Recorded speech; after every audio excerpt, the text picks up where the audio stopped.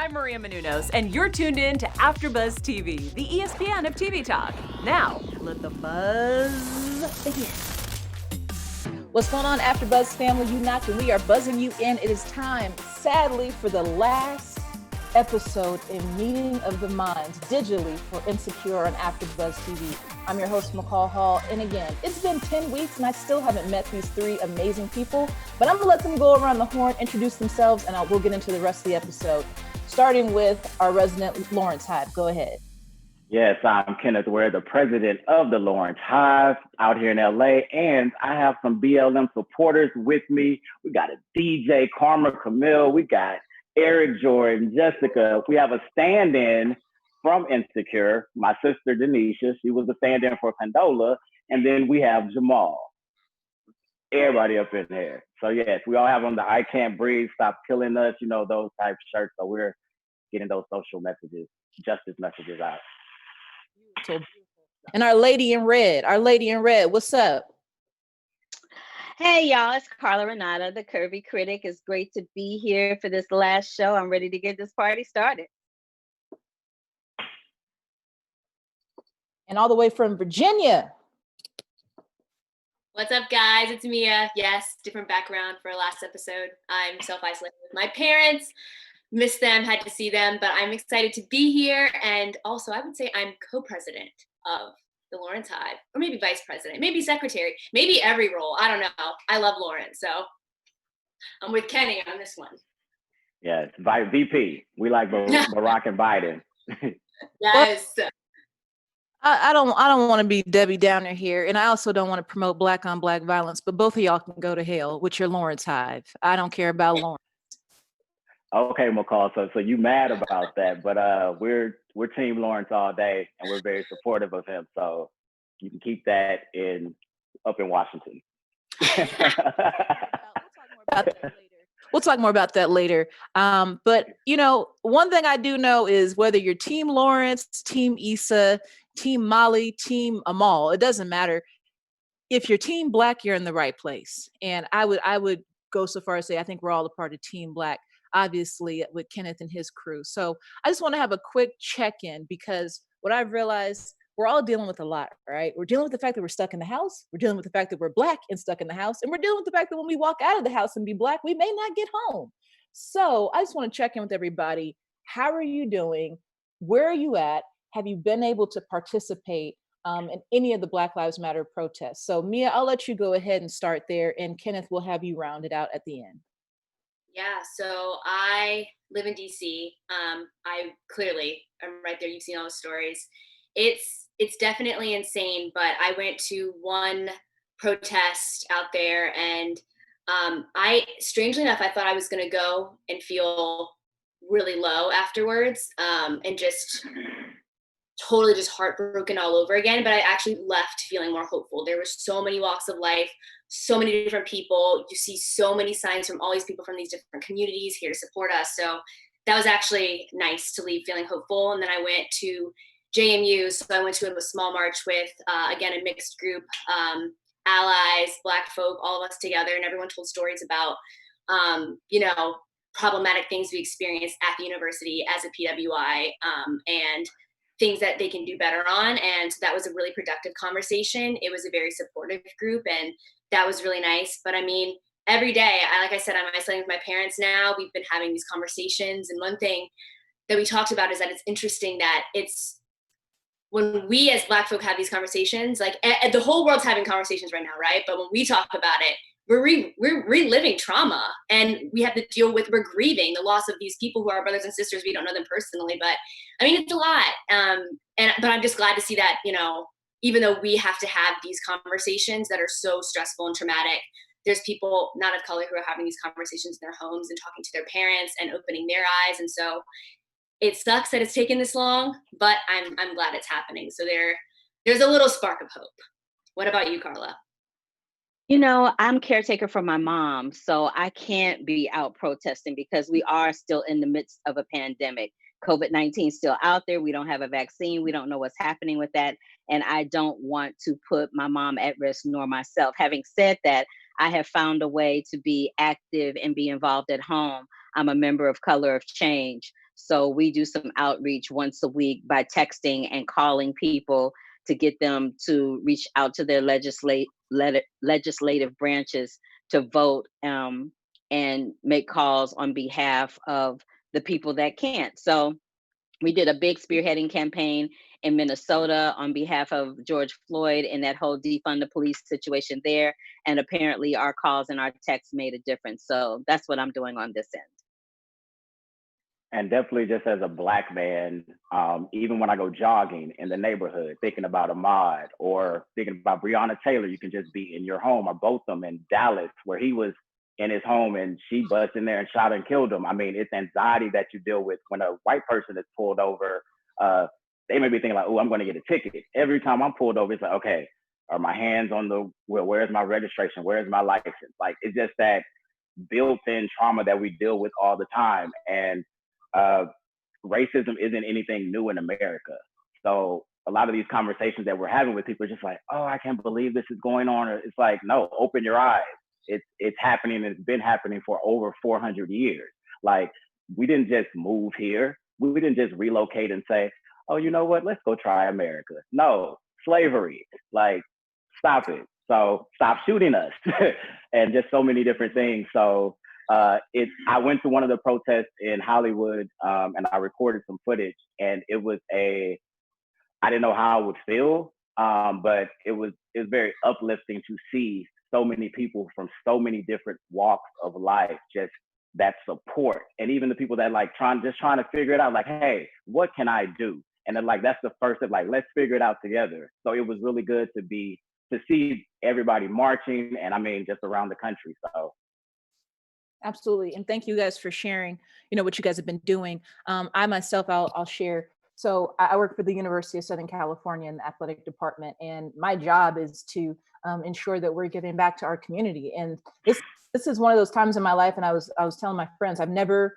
had so much overlap in my personal life and my professional life. And I'm sitting in boardrooms with, administrations for the university, talking about how we can give back to our community and how we can meaningfully give, and not just write a check and turn the other page. And one of the things I just want to encourage everybody to do is to challenge, whether it's a corporation, where you work, just any conversation that you're having, make sure that people understand, number one, to get educated about our plight and what we have gone through in this country is step one. If you do not identify as Black, if you don't understand the struggle, number one, make sure that you have a basic level of education, because to everybody's point, we're having conversations. And there are literally some people who think, to Kenneth's point, that we just hopped on a boat, put that thing in overdrive, and showed up here in South Carolina to the point of no return and decided to work for free. That's not how it happened. And there are so many deep-rooted issues in this country because of slavery, and then because of segregation, and all the other things that come with being Black. We need to make sure that our allies are educated and encourage them to educate themselves. I also will add to that I'm Black. The rest of my co-hosts, I believe, identify as Black, right? It is not our job, right, to educate everyone. And I do want to just stress that, because for a moment in time for me, I thought I had to educate everybody, and that's not my job. We all have this thing called Google. It's on your phone. If you're like me, you got two phones. There's no excuse not to get educated. But I will say this, like I said, if you consider yourself to be an ally, education is key. And I get that everybody wants to hop in and help, but when you act anxious and you're just trying to do something and be reactive, that can come across as trying to pacify. And I just encourage allies to listen more than you act right now, and then act with intention and compassion and empathy. And if you are Black, this is totally from the left field. I don't think anybody saw this coming, but get life insurance. And I say this because if you have $1 million life insurance plan, I mean, they're killing us right and left, right? And if we think about economic impacts, everything in this country is based off the economic impact. And we know that Black people are killed at alarming rates, and more than any other group in this country. Imagine if all these people who are being murdered had $1 million, $2 million life insurance plan. I think that the life insurance policy and that economy would certainly take note of these policies being paid out and hitting their bottom line, and would raise more questions and want to find solutions. So do your part and hit economies. This is an economic battle that we're approaching, and it's going to remain that way. And we have to make sure that our dollar is felt just as much as our presence on the street. That's my take. Beautifully said. So get life insurance. If you don't have at least $1 million life insurance plan, go on and get it. If you're under the age of 40, you're looking at no more than I would say $50 or $60 a month on a high end. They're readily available. So make sure you guys get insured. That would make these cops think twice, because when you start hitting CFO's bottom line, they change their tune. So last question regarding the Black Lives Matter movement and media. We all work in media. We all have expertise in media. When it comes to commercial response, is there any one company that's done it right? Because I can name a whole bunch that have done it wrong, but that wouldn't be productive. But is there any one company that's done it right? I would say that Twitter is leading the charge with that. I know they were the first ones to make Juneteenth a holiday, and to just really be more invested in the Black community. People that work there, they have that Black Twitter cohort group, and they do a lot of different things. So I think Twitter, and the CEO, he's been doing a lot of different things. But like you said, there's a lot of people that are doing things wrong. And it's just because they don't know. And it's because you have, at the top level, you have 10 to 15 white people. So there's no people of color or diversity. So they don't even know where to start the conversation. But I'll say that Twitter is doing a great job. Anybody else have an idea of who's doing it right? I will say I think the companies who are doing it right now are the ones putting their money on the line. If you aren't putting your money on the line for us, like, a statement's not helping anybody. I want to see you say, I don't care if we lose buyers. I don't care if we lose customers. Like, I mean, clearly Jeff Bezos, a little wonky there. Clearly he's controversial, but he literally was posting things saying, if this is the email I'm going to get from you saying awful things about our Black Lives banner, honestly, don't buy from us. Like, that's what I want to see. I want to see you willing to lose customers. I want to see you giving ad spots to free for Black creators. I want to see you just really just putting your money where your mouth is, essentially. I think that's important. Absolutely. And I will say that giving money is nice, but there are some companies, and I'm not going to say who, not on this platform, I'm not going to say it out loud who I'm attacking, but there are some companies that have pledged money. And when you really think about it, those amounts of money over the next 10 years are really a drop in the bucket. And I will say that if you're going to write a check, that's really more for you than it is anybody else, in my opinion. And I would like to see companies talk about what they're doing for the Black employees that they have inside of their workforce, right? You have companies that are writing multi-million-dollar checks to whatever cause, because we never know where that money ends up. But we don't know if your Black employees are being paid fairly and the market rate for whatever their job title is. How about start there? Start at home. Don't just cut a check to pacify us and act like it doesn't matter. Because I can tell you right now, some of these companies have put out statements and written checks have Black women working there at 64% of what they would pay a white guy. You're hustling backwards, in my opinion. That's just me.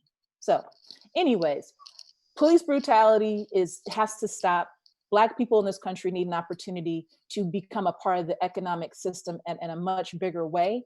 And we need to be repaid for the $97 trillion. And I say that again, $97 trillion of free labor. And I think we could all agree that it's way overdue, way overdue. Yes, and with ma'am. that, I'm hearing a bunch of rain. So you guys, if my Wi-Fi goes out, I'll get back on. I'm in Seattle and we're in the middle of a storm in the middle of June. Anyways, so in honor of the last episode of Insecure, I'm gonna pop some Mo. We got a little Mo. So I don't know. She got the Moet. She got the Moet. Y'all sipping on, but I'm getting ready to get it started. So speaking of brutality, let me just say this. I watched Insecure last night 4 times. That episode, I have not loved an episode of Insecure like that in a long time. Kudos to Penny. Is there anybody else involved in that episode, whether it was writing, directing? Is there anybody else we need to shout out, because it was done and done very well? He wrote the episode as well. He wrote it? Yes. Hey, give him a raise. Give him a raise and a bottle of Mo, because And he made a cameo as the security guard. Yes. I watched it 4 times and didn't get that part. On the Mo. So police brutality, you guys, let's hop into the first relationship. We're going to go through relationships because, you know, we only have a selected amount of time. So we're going to go through and talk about the relationship between Derek and Tiffany. We're going to talk about Issa and Nathan, Issa and Molly, Molly and Asian Bay, Andrew. And then we're going to close it out with Issa and Lawrence and contraceptive. All right. So Derek, Tiffany, we see Tiffany's family completely distraught. They don't know where she's at. Derek doesn't know where she's at. And the whole crew goes on an excursion to find this woman. Just number one, reactions, Mia. Well, honestly, McCall, I thought of you first because I was like, she's always onto something. I mean, it isn't the same. I think you earlier, like your prediction was like they'd get divorced. And I mean, it wasn't that yet, but I thought of you and I was like, she's so good at sniffing things out. Like something's wrong. She knew it. We all kind of knew it. But I don't know. This made me love Derek more. I mean, he's already great, but just that moment, when they saw each other, I don't know if I'm hopping ahead, but just when they saw each other, oh my gosh, my heart was there. And like, he wasn't worried or mad. The way they just were like, I'm sorry. And Amanda Seales is fantastic. I love that whole scene. But yeah, I thought I just loved it. I want to address the part about that particular relationship that strongly addressed postpartum depression, because we never see that depicted on screen, and we particularly don't see it on screen in regards to Black women. And Tiffany is somebody that is all about looking perfect. She wants perfect appearances about her life from the top to the bottom. And this exposed her in a way that we'd never seen her exposed before. And that's real. Like women, when they have babies, they don't know how to emotionally or sometimes physically handle that, because a child does not come with a handbook or, you know, a manual. You got to just figure it out. And no matter how many people you know that have had children, every child that comes onto this earth is different with their own personality, their own little sets of quirks, their own little thing. And when a baby is crying and you are changing a diaper and trying to breastfeed it or trying to give them whatever you think they need, and it's not happening, that's a lot mentally. And so I'm really, really glad that they addressed it in that way and showed the most extreme version of it that they could show. But that does happen, and I'm glad that they addressed that in that way. Absolutely. Kenneth, anything you want to add to the scene with Derek and Tiff? I'm just glad that they addressed the postpartum depression, and Amanda Seales, we see her always in that comedic role. So it was really good to see her and Derek shared a tender moment. It was a beautiful moment between a husband and a wife. He's a real one for that. Like Tiffany has a good man. He rallied her friends so that they can find her. And I mean, when she opened the door, and I mean, that was just a tender moment between a husband and a wife. So I'm glad that they got that out, and that hopefully moving forward, we'll see her in a better place with the baby as well. But that was a very tender moment and written beautifully. It was. And the one thing I want to just point out, going back to everybody's appreciation for Derek, when he was on the bus, he was thinking about everything that he did wrong. It never went to Tiffany. It was always, dang, I could have done more. I was trying to listen. I was trying. His amount of, and I keep saying the word empathy, but it was beautiful to see, because at no point was he on the attack. He was just trying to make sure that she had a safe space to do whatever she needed to do. And I think a lot of guys should take note of how Derek responded to that situation, because he could have acted back crazy. I mean, you left your baby and nobody knows where you're at. Some people would have acted a fool, and he chose not to. And when you choose to leave with love, it's just a more productive outcome, in my opinion. So I love to see it. It was beautifully done. Next up, I want to talk about Issa and Nathan. So we found out in the last episode that Nathan is acquiring the barbershop from the older guy, and now Issa wants to kind of work with him and do some business together now that he has this really great event space. Does anybody think this is a good idea, a bad idea, considering Issa is very much, to what we know now, still in a relationship with Lawrence? Anybody have any feedback about Issa and Nathan having a business relationship?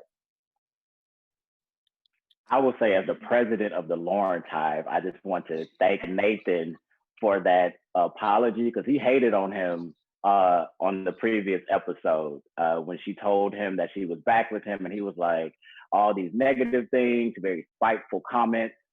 So I'm just thankful that he came back, and it just showed that he was a grown man from Houston, not just a grown, and that he was able to put his differences aside, and he's supportive of her. He was inspired by her to even put in on this barbershop in this unit and wants to even give her the space. So they had a very adult conversation. I don't feel like Issa wants to continue that sexual relationship with him. And then when she stopped it, you know, he respects her. So at the beginning, I'll be like, nah, you just need to leave that alone. Don't even talk to Nathan or whatever. But I think they're in a good place.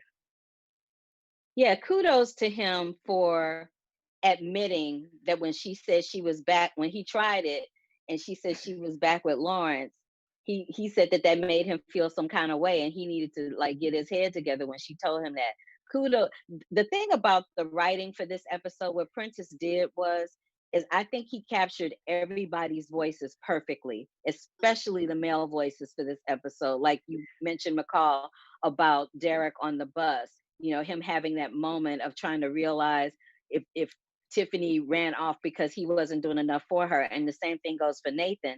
Nathan's like, I shouldn't guilt this sister into, you know, feeling bad because I wanted to hit it and she and she's like, yo, I'm trying to like do this thing over here. And like you said, Kenneth, about him acknowledging the fact that he was foul when he called out Lawrence before. So there was so many different layers of that, and it was so beautiful. The whole episode was beautiful, but each moment where it dealt with the guys being really raw was really special for this particular episode. It was absolutely beautiful and raw, and we got to see the male emotions from like every different angle, and we have not been able to see that in the 4 seasons of Insecure. But better late than never. We need to have these conversations right now. We have Black men going out and getting killed in the middle of the street. We know y'all cry. We know y'all cry. We know you guys go through stuff. So I to Carla's point, Prentice did a great job of writing voice, and then the actors did a great job of bringing that voice to life. So kudos all around. Kudos all around. Nathan is now a former roommate to Andrew, aka Asian Bay. We see Andrew pop back up in this episode as if he's the help, in my opinion. So Andrew and Molly went to a couple of her work events, and Andrew just basically, from what we can gather, feels like she's not making him a priority, and that his presence in her life is not that important. I don't know if he feels like he's a trophy or whatever the case may be, but they're not aligned, according to Andrew. And we see them have a breakdown where Molly is basically begging for them to work it out. Number one, does Andrew have a right to be mad?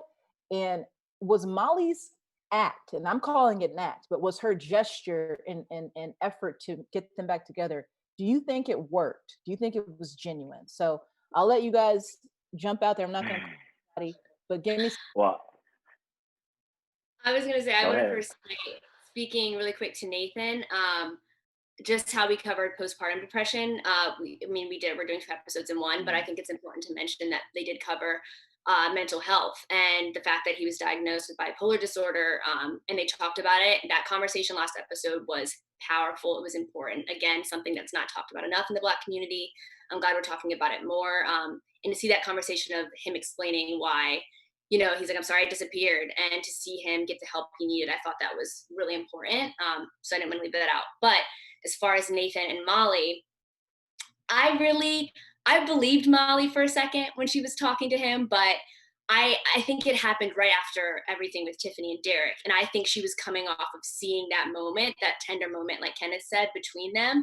I think she was feeling like, I want that. Like, I want a healthy relationship. I want something stable. I want to be there and to be open. And I'm glad it inspired her to be open. I mean, this is just me observing. I don't know if that's why all of a sudden, Molly softened up. But I don't know. I believed her for a second. And I think maybe she actually does want it. I think she was struggling to say in that moment that she does want it because she's scared still. Molly is so broken in so many ways, between like her dad, like what happened with her dad and her mom. I think she is learning to open up, and I usually never go this easy on Molly, but I do think that maybe she did want it. I don't know. I think she was just scared to say it. What do you guys think?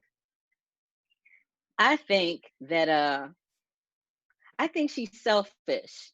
I think that he was right in saying that she, if the situation had been reversed and he wanted to go off and leave her to go do something with one of his friends, which did happen in a previous episode, it was a thing. She made a big deal out of it, and he went anyway, but she still made a big deal out of it. And he's flipping over and bending over backwards trying to make her happy, and he doesn't see her doing the same thing for him. So there's that. And in terms of her wanting it, I think there's some validity in what Mia said about her seeing what was going on with Derek and Tiffany, especially in that bus scene, and when they were in the hallway hugging. Everybody wants that. Everybody wants that kind of man to love them. Everybody. I don't care, or woman to love them. I don't care who you are. Everybody wants that. But Molly is the type of person that she gets in her own way. She's selfish. She can't see anything beyond what she wants in that moment. And that's why her relationship with Issa has started to deteriorate, because she doesn't think about anybody other than herself. Carla, like you said, I can't agree with you more. I can't agree with you more, Carla. I just wanted to say that real quick. I'm sorry, Kenneth, go ahead. No, it's all right. Same here. Like you said, everything is on Molly's schedule. And if you look at each episode, like you see even the last time, like they were getting some food. And when she walked in with the food, he was like, I thought we were having another type of food. And she was like, oh, no, I didn't want to wait for that. Watching LaToya, the show. Oh, no, I don't want to watch it right now. Like everything is on her schedule. And she believes that, like, okay, well, if I bring you to a work event, then that makes up for it. And it's like you said, Carla, it's like she's very selfish, and it's just not a good look. So it's not looking good for them. I don't think they'll be. But do you guys think that she changed by the end, though? Because all of that is true, but by the end, after that moment, do you think that she actually in that moment when she, like, that still shot of her and her eyes and she's just trying to figure it out, I believe she wants that, but I don't know if she wants that with him. And that's the key. Yeah, I can see that. Here's what I just want to ask point blank. Does Molly want to work it out because everybody knows about this guy? I mean, think about Molly's dating history. Has she introduced her significant other to everybody? Like, this is the longest relationship, she told her therapist, this is the longest relationship I've had. Low key, I feel like Molly just doesn't want to be embarrassed. That's what it is. You know what it is? Somebody in the chat room, Tasha Hartzog, hey, big ups to you, makes a really good point. She says that Molly's a lawyer. She wants to win. And I think that's a really valid point. She treats her relationships like it's a court case or a deposition or something that she has to, come out on top. She's not looking at these people as people. That's a really good point. Thank you for making that, Tasha. Yeah. That's an excellent point. That is an absolutely excellent point. And, Molly has to realize that her love life and her work life, they can't overlap. She has to compartmentalize a little bit better, because I think, to that person's point, she sees everything through an attorney's lens, and you're not always an attorney. Anywho, I'm hopeful, but we'll see. So Issa and Molly's relationship, we don't actually know where it is leaving off, but we do know that in episode 9, Molly sent a message to who she thought was Andrew, to Issa. It insulted Issa. She walked out of their little mini double date, impromptu double date, and they're just not on the same page. And they left that party, understanding they're just not on the same page and that they needed some time apart.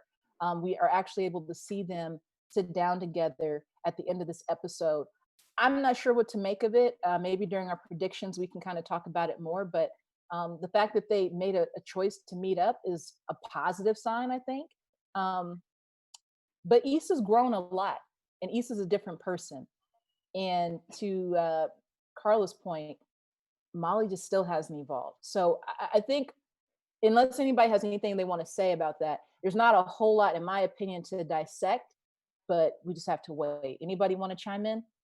I just have one quick thing to say about that. It broke my heart when that happened, when they were standing on that curb and you saw Issa get in that car and just like she was just on the verge of having like a good old breakdown cry. That broke my heart. But then fast forward to the following episode where they meet up at their favorite restaurant, and she's like, I'm glad you came. And she's like, I'm glad you called, because at the end of the day, they are best friends and they have always been there for each other through thick and thin, ugly, pretty, and all that in between.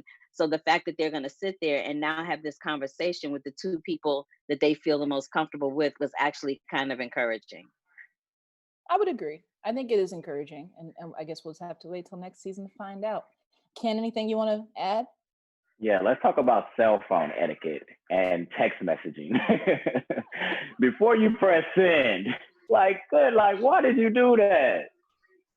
Like, no, but when it broke my heart as well. Like, these are best friends, like, and you're not going to talk to each other. Like, y'all been talking around this entire situation.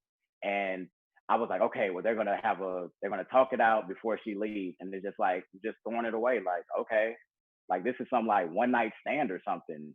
So I think, like, yeah, I did not like the fact that we have not seen them in this kind of battle or going at each other.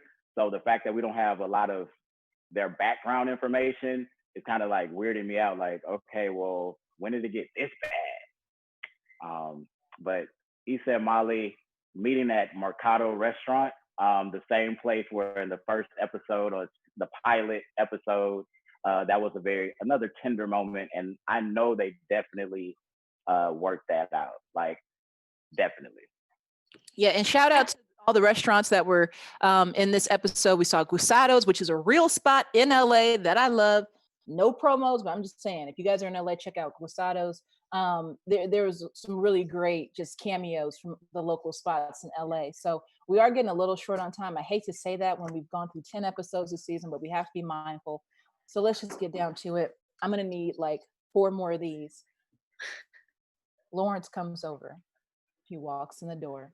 And he gave her a kiss, but I could see it in his eyes that there was something wrong. And before she could even butter her toast, this American man wraps up his lips to tell her what I have known for quite a while, that canola oil, which was trending last night on Twitter, people were confused on Twitter, like, why is canola oil trending? Canola oil had the nerve to show up at his house in the most matronly of off-white cream-colored combo, cardigan and turtleneck, to tell him that after being married to a man and not wanting a child, that you now are carrying this baby under this off-white combo set and you plan to keep it. You guys, when I tell, like, first of all, shout out to the way they framed it. So we never heard Lawrence say Condola is pregnant. I wish they had played that out a little bit more. But we saw every bit of emotion on both sides. And I tell you, I drank hard. Let me just say something. The way that was edited, where they cut between everybody talking, that was freaking brilliant. I loved that. So I felt like this last episode, I was watching like a short indie film. It was the bomb. It was so great. But to speak to what you were saying, McCall, about that whole situation, I told y'all, when she called that night and was blowing up his phone, at some point we were discussing a booty call. And what did I say? I said, ain't no chick calling that late at night for no booty call. She That's probably right. pregnant. Not when I you're said that. not when you're grown and have a retirement. Not No, when hell no. and you Hell know. no. Hell no. But this is the thing. She probably could, and this is gonna bring up a really touchy subject, because abortion rights and abortion issues in this country are very touchy right now. They're trying to roll back Roe versus Wade. So we got that lurking. You know, we have all this stuff that's lurking in the shadows when we come back for season 5. So I'm kind of glad that they kind of like left it on the hook. But the way Homegirl handled that was foul. And what was even more foul was the way that he went to Issa. Like, first of all, you and Issa, y'all been through the fire, and then you're gonna expect Homegirl to not only go into another city for a 45-minute flight away, but then she got to deal with somebody else carrying his child. That's a lot. Like she said, that's a lot. And Carla, before I just kick it to everybody else, think about it. He was with Issa for, I want to say, was it 5 years? I mean, they had years together. He hasn't even been with Condola for 6 months. You're telling me you don't know how to wrap it up and she don't know how to swallow a pill? Look, he had been sleeping. I'm surprised somebody didn't say they was pregnant before now, because this whole season, he was getting his groove on tight this whole entire season. So the fact that somebody didn't come up before now and say, yo, sorry, I'm preggers, what you gonna do about it, is actually very surprising. And as soon as he said that, I was like, what in the Melanie, Derwin, and Janae is going on? For anybody that is a fan of the game, it's just like, wow, we're going to follow this storyline. Like, that was my immediate thought. Like, damn, Derwin. I mean, Lawrence, you know, like, damn. And also with canola oil, I think it shows a lot about her character as a woman. Like, you were married to your husband and didn't want the baby, then like less than 6 months, you have a baby with this guy that you don't even want to be with, but then it's her choice. And like she said, like, what I got of it is that abortion is not an option for her. That's what I got out of her comment. And she's like, whether you're going to be here for the baby or not, you can be as involved as you want to be. But I'm going to have this baby, whether you want me to or not. But yeah, and Issa said this is too much. All I thought about was that meme with the talking about this too much. Like, this too much. This is too much. We just got back together. And an abortion is not an option for Condola? Hell, clearly birth control pills weren't an option for Condola. I mean, Condola, you play a role in this too. And I will say this, I'm going to let Mia just close this out with her opinion, but I just want to say, you know, Lawrence was very insulting with the "is it mine?" Like, if I like Lawrence before, I damn sure don't like him now, because I almost said a bad word. But you got a lot of nerve questioning who she pregnant by. Y'all ain't been broke up but 2 weeks, okay? You've been laid up under her for a few months at this point. You know that's yours. Mia, say what you got to say. I mean, what is there left to say? You guys, you covered everything. Like, I was yelping. I literally said, "What? Excuse me?" I was screaming this entire scene. But I mean, I think that was, I can't believe he asked that. That was what I was hung up on. I couldn't move past it. I had to rewind it because I literally could not believe he asked, "Is that my baby?" And I just don't like how he approached it too with Issa. I mean, correct me if I'm wrong, I feel like he didn't really give her an option. Like, you need to sit down and think about this. Like, do you want to be there for your son or your daughter? Do you need to somehow be with Condola? Like, do you need to be there? You just need to take a breath, Lawrence. You're jumping around. And this is what happens. He was in the middle and he was like waiting to see if he wanted to be with Condola, waiting to see if he wanted to be with Issa. And now look, and like he's already just like, yeah, Issa, no, it's you. Which I love, because you know I love Lawrence, but I think he needed to take a second before he went. And everyone's just hopping to tell everybody everything all of a sudden in this show now, when it was taking so long before. But now they're up here just having these conversations back to back to back to back to back. I'm like, you guys just need to sit and think. Think about what you're doing. Think about what's happening. Take a breath. Because it's how people get hurt. Take a breath. So I will say this. I want to give a shout out to a gentleman named Keven on Instagram. He sent me a direct message. I'm like, who's this sliding in my DM? And I'm like, oh, somebody out to you, Keven. So Keven sent me a DM and let me know that Condola was pregnant. I hadn't seen the show at this point. So I prepared. I made me a nice drink and some other things to go along with it because first of all, y'all know I saw this coming. So shout out to you, Keven, for just, being a supporter and just getting me prepared to watch that scene because I needed something to go with it. Lawrence is full of it. And he told Issa that he and Condola are still working it out and figuring out what their plan is. I feel like you need to have that plan figured out by the time you go talk to Issa, because you're playing it both ways again. And this is why y'all can have the Lawrence Hyde. I don't need him. Does that baby be as involved in his he just needs guidance. And I think that baby would be better off if he wasn't around, because he ain't worth too.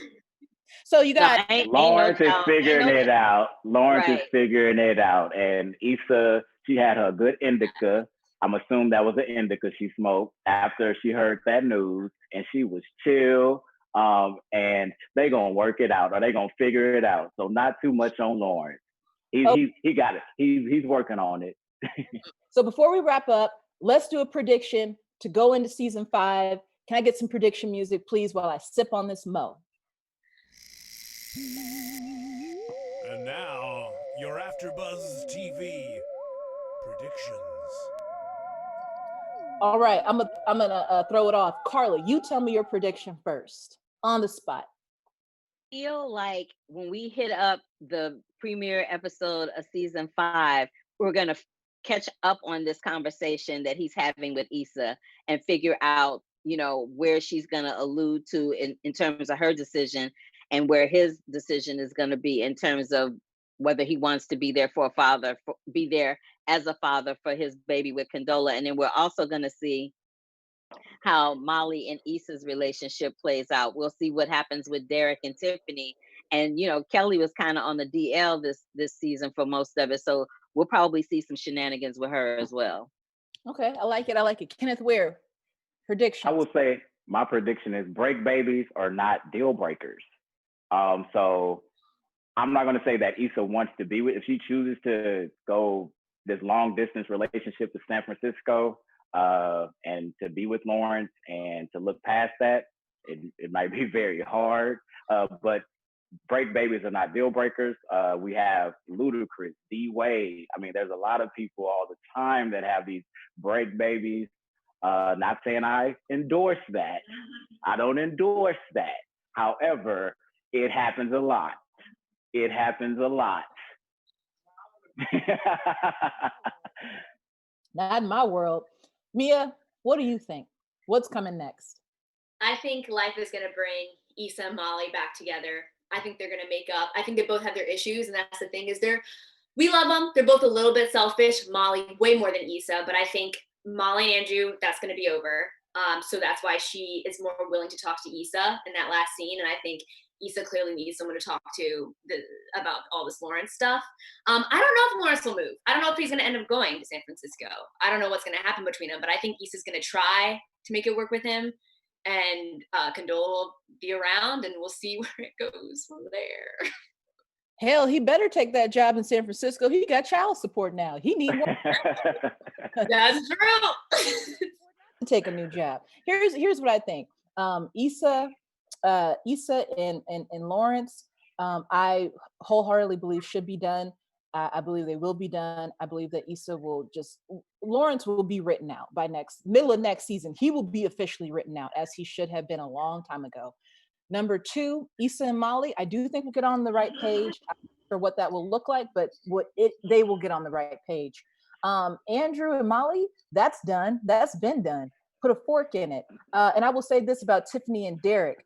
We don't know exactly. I mean, we know that Tiffany is displaying the signs of postpartum depression, but I actually think that there's more to it. I think that Tiffany might be pregnant again, and she's probably feeling the pressure that, hell, I can't handle the one I have now. And now I'm pregnant with the second one. You got Irish twins. I think that's appropriate. Is that politically correct? I don't know. But you guys, it's been a real pleasure to hang out with you all. Again, whenever we get back to LA, I want to have a drink, a glass of champagne with every last one of you. But between now and probably 2021, our fans need to know where to find you, how to find you, and where you'll be at. So Mia, let them know where you're going to be at. Carla, let them know where you'll be at. And Kenneth Ware, let them know where the kinfolk can find you.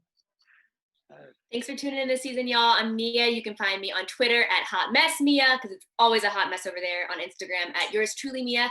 And I have a book coming out actually on Saturday. So if you want to buy it, you can follow me, get all the info there, or go to buymeabrabham.com. Thank you. Hey, y'all, I am the Curvy Critic. You can find me across all social media platforms at that handle. You can also find me every Sunday over at Black Hollywood Live doing the Curvy Critic with Carla Renata. I'm going to have Billy Porter over there as my guest this Sunday. So hop on over there and check us out. Yeah. Yes, and you can find me on Meet Kenneth Ware on all platforms, or you can hop over to kinfolk.com, that's with 2 N's, and let me find out everything that's happening in my world. Mia, shout out to the book. I know, Carla, you already have a book out, so shout out to y'all for that. And I'm not writing a book. I'm just going to take joy with this Moet.